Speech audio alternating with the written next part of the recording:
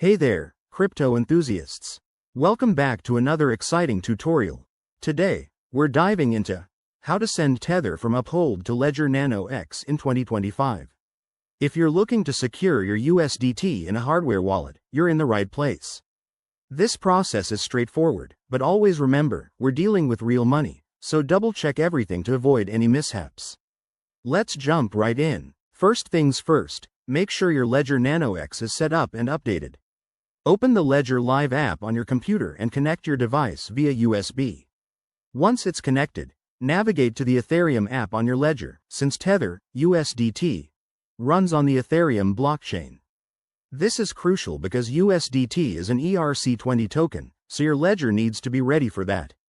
Next, on your Ledger device, go to the Accounts section in Ledger Live and copy the Ethereum wallet address. That's the address you'll use to receive your Tether. Write it down or keep it handy. Never share it with anyone. Now, log into your Uphold account on your web browser. Head over to the dashboard and select your Tether USDT balance. Click on the Withdraw or Send option, then choose the external wallet transfer.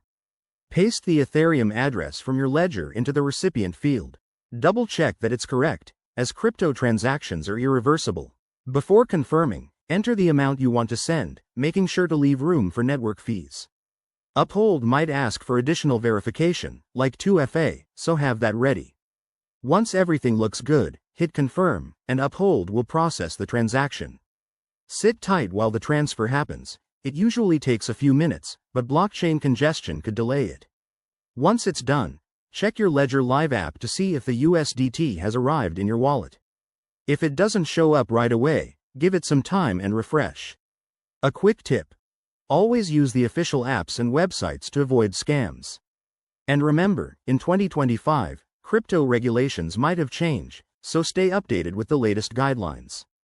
That's it for this guide.